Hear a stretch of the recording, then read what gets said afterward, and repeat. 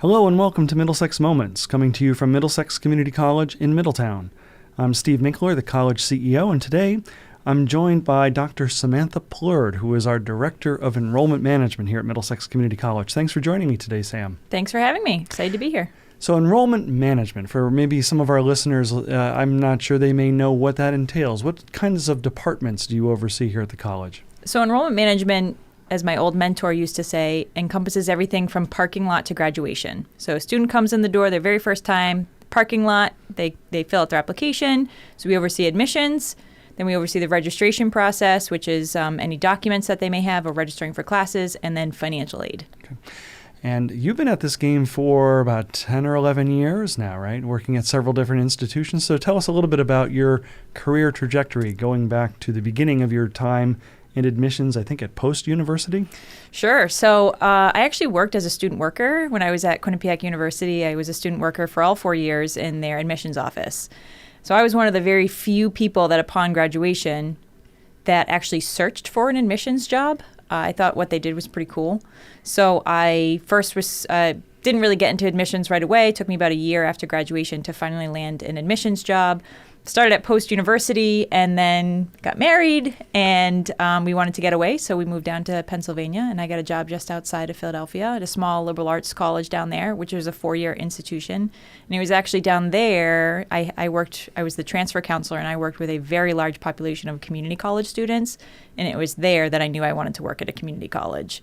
So jumped on the opportunity when I saw a state school up near home. I live in Massachusetts, up near home, and thankfully got the job.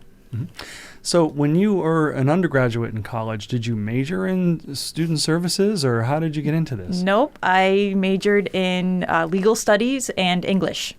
And it wasn't until my senior year that I realized legal studies really wasn't for me. I had a internship placement that kind of threw me off. And so when I came out, I worked a couple of temp jobs and remembered how much I enjoyed working in admissions, and here I am. So what about working in student services and admissions in particular really excites you? What draws you to that kind of work?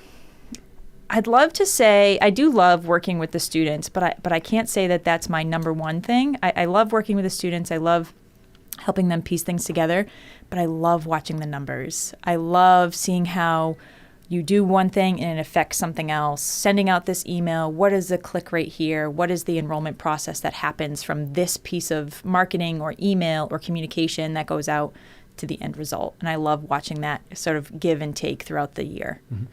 So being able to piece together those things where you are serving students but making an effect on their behavior or their decision-making processes along the way. Yes, it's the best of both worlds. Okay.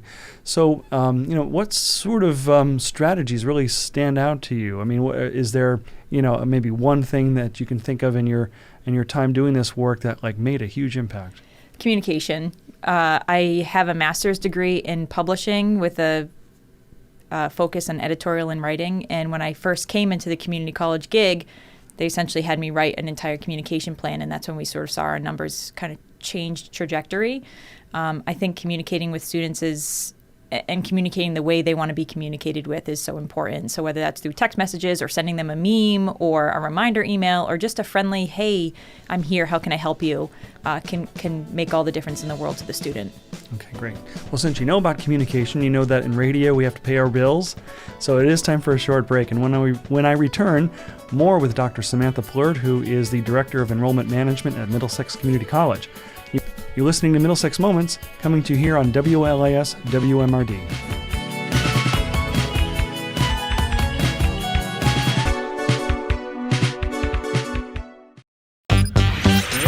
Your future begins here. At Middlesex Community College, you will find affordable, quality education to land the career of your choice. With over 70 options, make the decision to start now. Visit mxcc.edu to get started today.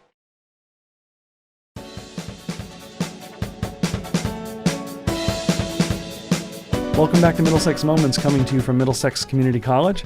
I'm Steve Minkler, the college CEO, and I'm speaking with Dr. Samantha Plourd, who is our Director of Enrollment Management here at the college, and we've been talking a little bit about how she originally got involved in student services and admissions, and we're just beginning to explore your your love for connecting communication and how students get information about the college and how that then translates into results here at the college. And I got to say, you've been with the college now for how long? A year.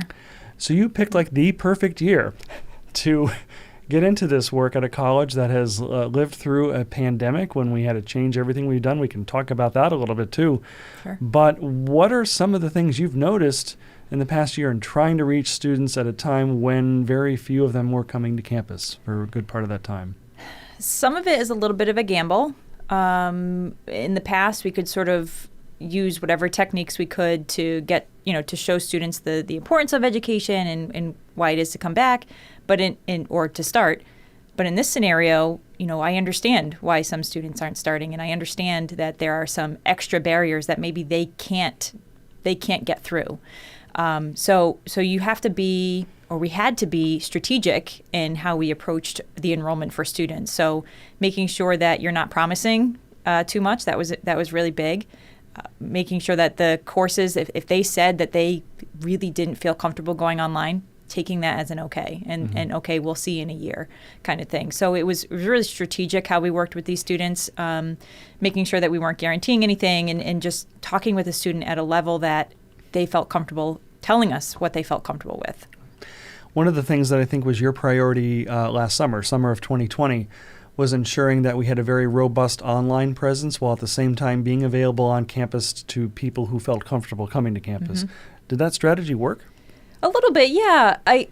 Yes, actually. So before I came here, which I really appreciated, the enrollment staff already had their WebEx rooms available. So they had sort of these open WebEx rooms every day, and I thought that was great.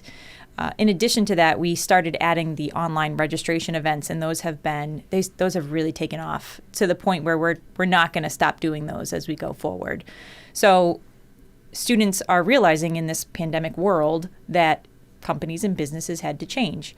And in a way, we changed to be more accessible to students. We were always talking about being an accessible college, and I feel like we became more accessible when this happened because students are always walking around with their phones in their hand or have a computer at home or an iPad or something.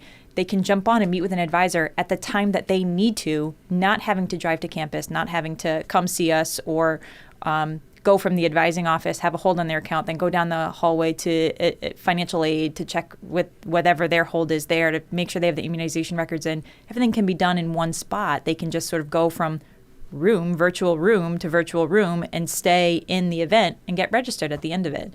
So really, we have become more accessible to students. Our online presence has become more prominent, more pronounced for sure. Okay. Yeah. So there's a lot that we can take from this experience that we can learn and just use as long as it's useful, right? Absolutely. It doesn't have to change back necessarily to the way it was. Absolutely.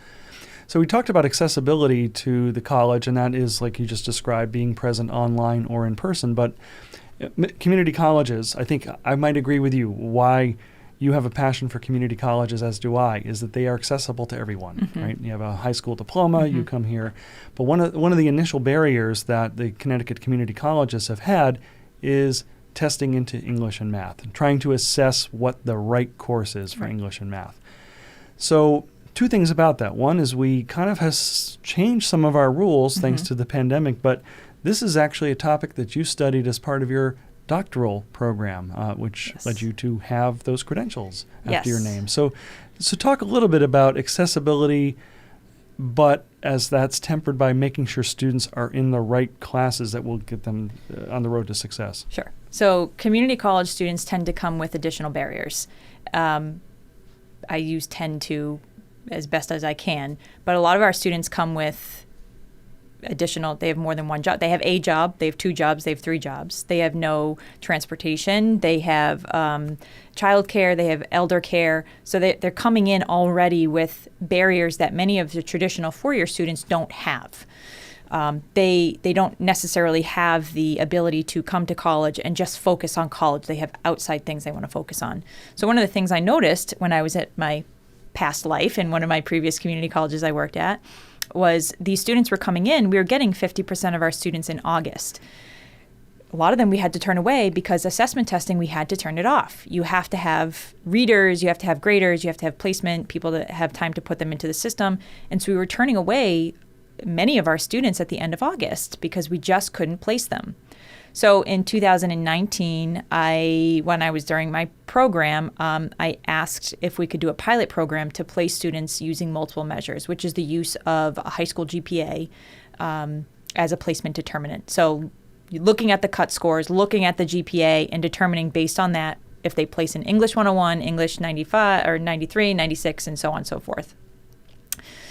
It worked out. We ended up having a couple hundred students in the program at the previous college I was at, and it happened perfectly, perfect timing, because just a year later, that's what we turned to.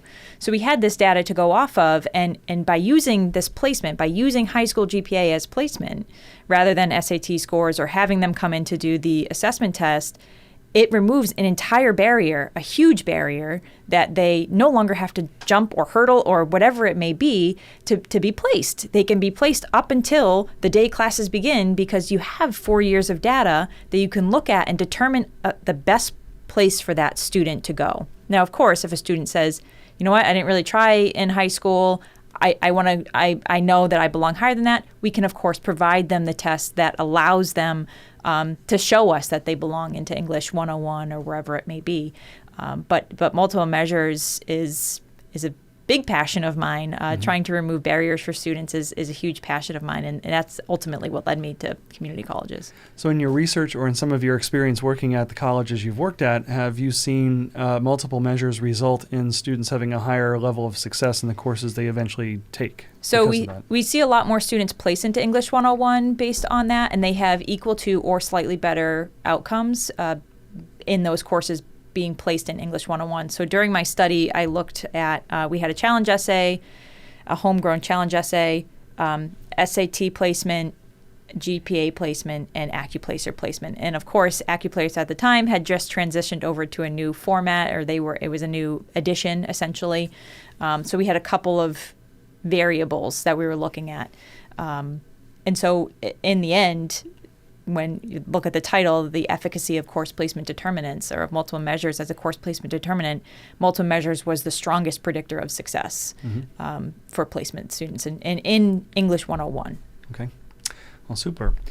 One of the things that we're have tried to do here at Middlesex Community College is have this one team spirit. We're all pitching in together, and we'll talk maybe a little bit later about how some of that is shifting as we merge into one big community college in Connecticut. But in the meantime, I would think, we're seeing some great success. I would give you credit here on the air for helping lead some of that success in really kind of holding our own with enrollment during the pandemic and now really rebounding. So where do you see things going over the next year or so as the pandemic shifts and maybe things lighten up a little bit? How has some of this one team approach and your approach to communication with students have positively affected enrollment, have caused more students to want to come to Middlesex Community College? I think a lot of things changed over the last year to help with enrollment. We removed some additional barriers. There were pins that were in place. We removed those sort of registration pins that were there. A pin is a...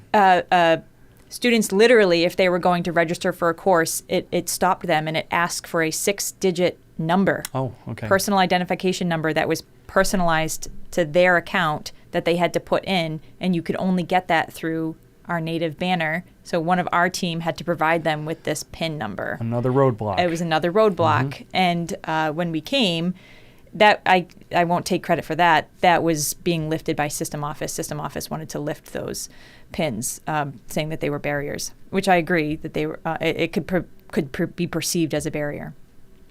But the enrollment team sort of came together communication-wise. We did cross-training across the offices. We made sure that there was no one person that could do one function by themselves. I use the hit by the bus rule. And I apologize for that term. But if somebody in our office was hit by a bus and could no longer come into work, can somebody pick up their entirety of their work and do it as well?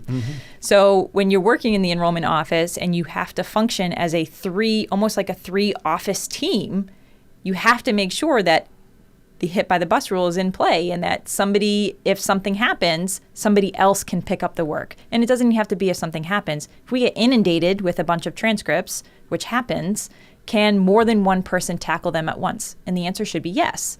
So our communication, our teamwork that we sort of had was we spread the love. We shared the love across the board. Of course, when that happened, we started to see some strengths in certain areas for people. So we honed in those strengths and helped build them and grow them. But really, we took the share of what our offices do. We found who was had those strengths in those areas, but ultimately we shared the love. We communicated as effectively as we could to students, and we sort of started to shine. Nice. Well, and I think the hit by the bus phrase, you can say it the other way too. If you see somebody hit by a bus, don't just step back and say, not my job. Right. At least you can call 911, right? Right.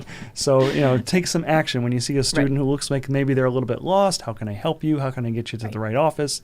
Yeah, all that. It comes into play. So of the work that you've been doing here at Middlesex Community College over the last year plus, what are some other ways that you've been involved in other parts of the college? We all serve on committees and other work that's happening. What are some other ways that Samantha's been involved here? So on campus specific, I helped with part of the graduation, was part of the graduation committee. Sarah Perez, of course, did a lot of that, but helped her with the setup. I'm going to be moving forward, be part of the PASS grant, working with those students as well. And then I'm a part of a couple of system office initiatives that are going on as well. So accelerated classes that are coming up for future semesters was part of that. And the Choice Architecture Committee was part of that as well. Okay. Well, let's try to decipher some of those after our next break. So when we come back, more with Dr. Samantha Plourd, who is Director of Enrollment Management here at Middlesex Community College. You're listening to Middlesex Moments, coming to you from Middlesex Community College here on WLIS WMRD.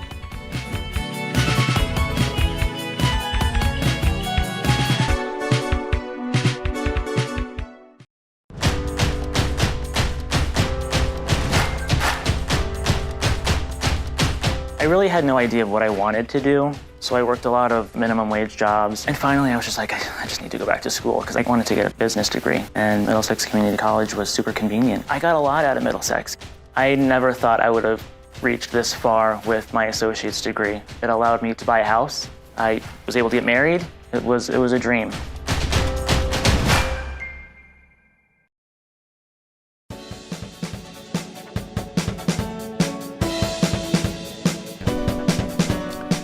Welcome back to Middlesex Moments, coming to you from Middlesex Community College. I'm Steve Minkler, the college CEO, and I've been speaking with Dr. Samantha Plourd, who is the Director of Enrollment Management here at the college, and we've been talking about the work that she does here.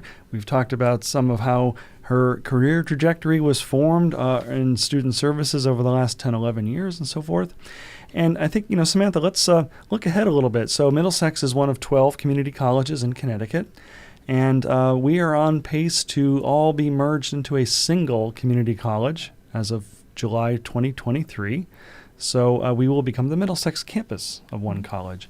So you've been involved in some of the statewide committees that have been formulating what this new college will look like and how we're going to operate, especially in the areas that you have been working in. So talk a little about some of what those areas are, if you don't mind. Sure. So the choice architecture, we did focus a lot on the multiple measures and placing students using multiple measures. So that was sort of a big part of the conversation. Choice architecture doesn't meet anymore because we have these plans in place moving forward. We also sort of a subcommittee off of that jumped into accelerated learning. Part of my doctoral program was a 7-1-7 program, so 7 weeks on, 1 week off, and I did that for 3 years. They have a very high success rate, and they have a very high completion. They have a higher completion rate because the saying is you can do anything for 7 weeks, and when you look at it at 15 weeks, 16 weeks, some students can get overwhelmed with that. So they see the 7 weeks. I can do anything for 7 weeks. That committee is starting in July of 23, so right at the merger, starting that fall. they're planning on implementing some 717 programs, and I was part of that sort of creation. There are several of the community colleges that are doing pilot tracks right now with the 717, and I believe that we have some starting in the fall as well with the 717 as well. And I know that some of our programs will turn mostly to 717 moving forward, not immediately, but as we sort of evolve into the 717, the accelerated learning program. Mm-hmm. So those are the two big ones that I was working on in the system office. And then just helping with the communication plan for system-wide as well. Okay. How do you think in some ways that this merger into one college will benefit the students? Right now, if a student, say, starts at, say, Capital Community College in Hartford, and they want to come to Middlesex, they actually have to transfer to this college. How are things like that going to change? Well, from our end, I'll quickly do my end, and then I'll talk about the students' end. My end, I won't have to get, 8 different transcripts for a community college student. It'll all be on one transcript. I can transfer in all the courses appropriately. And that will make it a lot easier for the student as well. Right now, if a student wants to come to Middlesex and they went to both Manchester and Capital prior to, they have to provide us with a Middlesex transcript and a Capital transcript. If they want to take a course that you're a full-time student at Middlesex and we don't offer this particular course, but you see Snuntuck offers it, they have to apply as a transfer student, fill out an application, fill out a non-degree supplemental form, get the permission to register, make sure they've met the prerequisites, probably provide a transcript over to them. And it's barriers. It's barrier upon barrier for a student in order to take that class. And then in the meantime, while they're rushing to get all these pieces done, if it's a high-value class, it's possible that the class could get filled. We have seen that happen on more than one occasion, that a student is trying to get into a course at Middlesex, they're currently a student somewhere else, and it fills by the time they get their process done. And that's adding barriers. That, of course, keeps adding that to my brain of how can we fix this? Mm-hmm. And when we go to the merger, I think that those kind of things will make it much easier for the student to acquire a degree, because they can take a class at Northwestern and at Three Rivers at the same time, whether it's online, of course. I would guess if you're going from one end of the state to the other, you're probably taking one of them online. But it's more accessible. It's more available to the student. And that is everything to a community college student, the accessibility and the options that they have, which, again, part of this pandemic created more options for students. They could take an LRON class somewhere and take an online class and a traditional class and get their degree faster. And from what I understand, too, it makes it far easier for a student who has financial aid, because right now, as 12 separate colleges, it's not as easy as you think to go between 2 colleges. It is not. No, so right now, if you were transferring from one to the other, you would have to add the school code from your FAFSA, from each school, onto your FAFSA so that it would get sent. However, if you were remaining at a community college, so you were staying at Middlesex but wanted to take a class at Capital, you'd have to go through their financial aid office to get something called a consortium agreement and get that class to pay out of their Middlesex, their class at Capital, to pay from Middlesex's financial aid. So there's extra steps there. And I think in the grand scheme of things, you're going to remove a lot of these steps for the students. It's going to be, I want to take a class at Capital. Great. I have Connecticut State Community College financial aid, and I can pay for that course out of my general financial aid. Okay. So slightly different topic. So maybe a generation or so ago, community colleges in particular, but I would say maybe most colleges and universities had the build it and they will come approach, right? So you have this college here and just people will show up. Isn't that great? But I think in the year 2021 and beyond, we have definitely a more individualized, consumer-oriented approach to everything, all parts of our life. And one of the things I've noticed about you and the work that you've done here is that you're taking that big picture approach. Okay, we're here for everybody, but you've been working in much more narrow bands of students, really trying to appeal to different populations of students. We've already talked about a couple, but maybe if you don't mind, sure. What are some of those bands of students that you're most interested in working with and putting direct appeals out to make them feel comfortable and welcome to come to a place like Middlesex?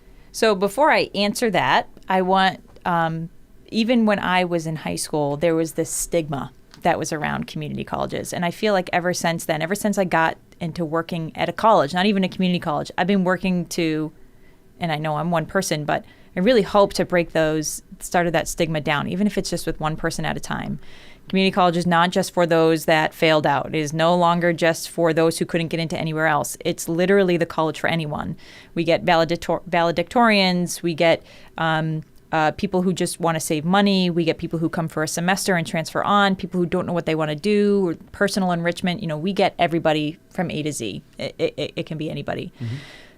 But some of the areas where people can really thrive at a community college are, we have transitional year program, and I'm working with Terry McNulty on sort of recruiting for that program. So we sent out letters to those students that would be eligible for it. And then on the other end of the spectrum, trying to get our honor students. And that's where we're really starting to break that stigma down for them to realize, hey, this is pretty cool. Look what Middlesex has to offer for a 20th of the bill that I would pay at one of the other four-year institutions. So offering that free class at Wesleyan, taking the honors courses, being cohort-based, you don't get that everywhere. And that's a great option for our students who are looking to save money. And saving money is a huge thing for me. I can talk about that again in a minute if you want. But looking for students who save money and get that quality education that they perhaps previously or perhaps a generation ago didn't think that they would get at a community college, but they are getting here. Our faculty are awesome. They are, yeah. And so they provide that quality education for our students. So talk to us about saving money. Happy to talk to you about that. Happy to. As I had mentioned earlier, went to Quinnipiac University, loved my education, and enjoyed my time there. But I graduated with a lot of debt. I graduated with $120,000 worth of debt.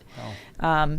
And then, lucky me, married somebody that had even more of it. So, I always tell students my story that, when I first got married and moved away, I was paying an inordinate amount of money. I was paying almost $800 a month, working a job where I was making less than $30,000 a year. And there were points where I was like, okay, do I fill my gas tank or do I get more groceries? That's a reality for a lot of students.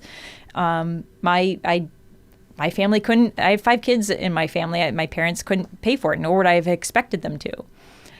So I am a huge advocate. I did end up taking community college classes near the end of my semester when I realized that was an option. It wasn't ever told to me. And I know that that's my fault. Well, and some of that could get back to that stigma you were talking about too. Correct. And so I actually recently spoke before the pandemic at it was a regional wide school counselor breakfast that we had at Capital Community College. I was in my previous role then, but I was very blatant, and I told all the counselors that were there, we had 100+ counselors that were there, and I said, listen, I was one of the, I was a good student. My counselor never mentioned community college to me. Don't do that for your students. Yeah. Just tell them, give them that as an option, even if it's not that they come here full time. You can come to a community college for a semester to try things out. You could come over the summer and the winter terms to sort of alleviate the burden that you would have for the courses that you're taking at your four-year institution. You can take it as a tag-along course. So you're taking 4 classes or 5 classes at your four-year institution, and you take a tag-along online course with us. So there's plenty of ways to utilize a community college and save money in the long run.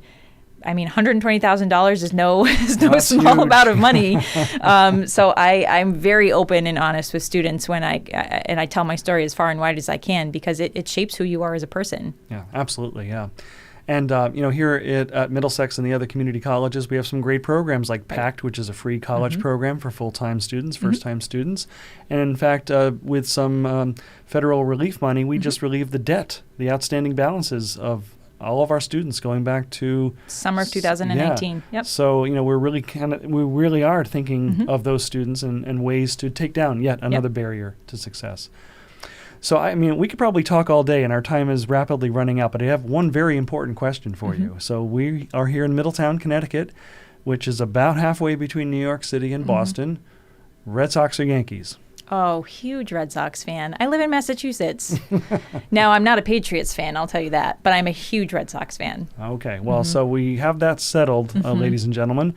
And I'm sure we will hear at some future episode Professor Steve Kravisky, who is a diehard Yankees fan and pretty much a baseball expert of all types. So I want to thank Dr. Samantha Plourd, our Director of Enrollment Management here at Middlesex Community College, for joining us today on Middlesex Moments. Thank you, Sam. Thank you for having me. And also thanks to our media partner, WLAS-WMRD, who you can hear Sam and me both on the air and online. And thanks to you, our listeners, for joining us for another edition of Middlesex Moments. As always, please visit us in person. Remember to wear your face mask if you do. Our main campus is located at 100 Training Hill Road in Middletown, or you can see us this fall at our Meriden Center located at Platt High School, where we offer afternoon and evening classes 4 days a week. And of course, you can see us online 24/7 at mxcc.edu. On behalf of Sam Plourd and myself and everybody at Middlesex Community College, I'm Steve Minkler, and we'll see you next week.